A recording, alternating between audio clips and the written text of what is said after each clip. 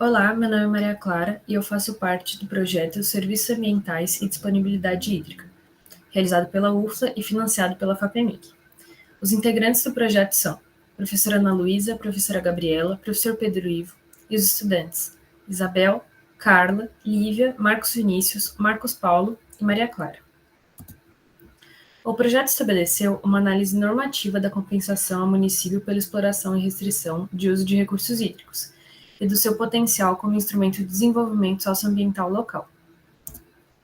O objeto da pesquisa constituiu na análise da viabilidade jurídica e do potencial da compensação financeira aos municípios pela exploração e restrição do uso de recursos hídricos no estado de Minas Gerais. O estudo buscou aprofundar a compreensão sobre a natureza jurídica desse instrumento, sua aplicabilidade e os limites da competência estadual para regulamentação e implementação. A pesquisa fundamentou-se no princípio do usuário pagador, que orienta a apropriação e uso de bens naturais comuns, como os recursos hídricos, de modo a garantir que a coletividade seja compensada pela exploração desses bens. Nesse contexto, a investigação visa avaliar os desafios jurídicos, institucionais e operacionais relacionados à materialização desse mecanismo, desde sua normatização e aplicação até a distribuição equitativa dos recursos eventualmente arrecadados.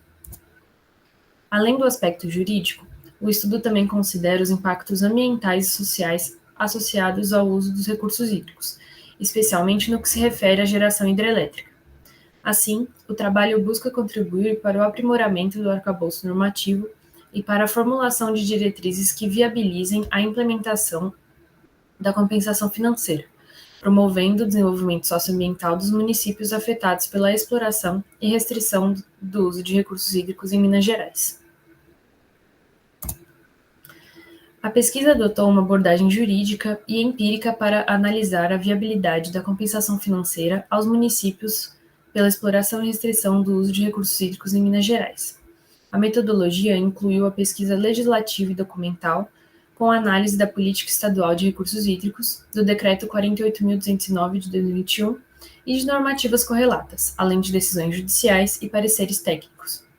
Para aprofundar a compreensão sobre a compensação financeira pelo uso da água, realizou-se uma viagem técnica a Genebra, na Suíça, a fim de estudar experiências internacionais relacionadas ao tema e identificar modelos de aplicação e boas práticas que possam subsidiar a implementação desse instrumento. A revisão bibliográfica fundamentou a pesquisa nos princípios do usuário pagador, da gestão de recursos hídricos e dos instrumentos econômicos ambientais.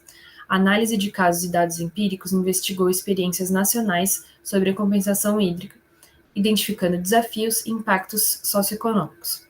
Por fim, a pesquisa apresentou uma análise crítica dos desafios normativos e operacionais, propondo diretrizes para a implementação do mecanismo dentro dos limites da competência estadual. As principais discussões e desafios estão dispostos nos seguintes tópicos. Pauta de regulamentação específica. Apesar da compensação estar prevista na Política Estadual de Recursos Hídricos de Minas Gerais, sua implementação ainda carece de regulamentação detalhada.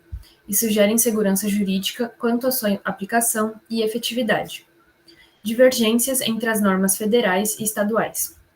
A compensação financeira prevista na Política Estadual de Recursos Hídricos apresenta diferenças em relação à compensação financeira pela utilização de recursos hídricos, a CEFUR, já consolidada em nível federal.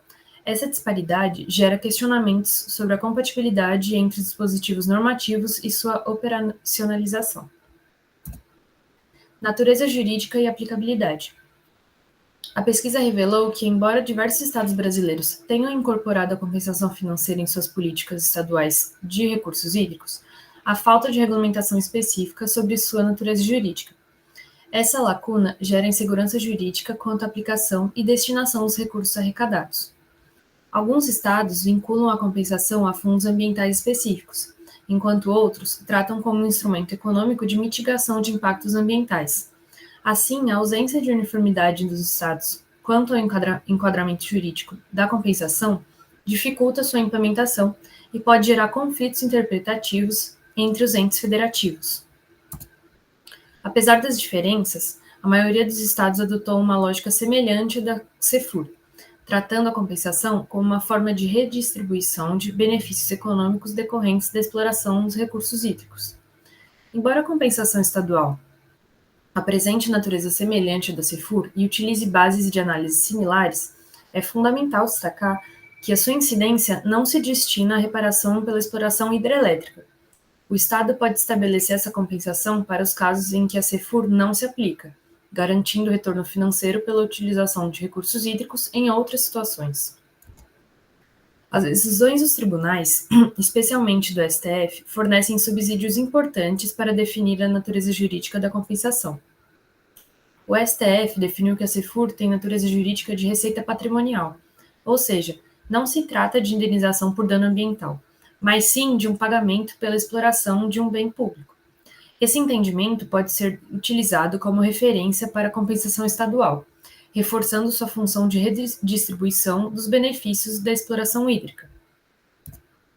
O entendimento jurisprudencial reforçou que a compensação não está atrelada diretamente à degradação ambiental, mas sim ao uso econômico do recurso hídrico. Esse argumento fortaleceu a tese de que a compensação estadual deve ser tratada como um instrumento econômico, e não como uma sanção por danos ambientais. Ademais, a ANEEL definiu a compensação financeira como ressarcimento pela ocupação de áreas por usinas hidrelétricas e pagamento pelo uso da água para geração de energia. Essa visão pode ser replicada na regulamentação estadual, considerando a compensação como um retorno financeiro às comunidades afetadas. Próximos tópicos. Limites da competência estadual.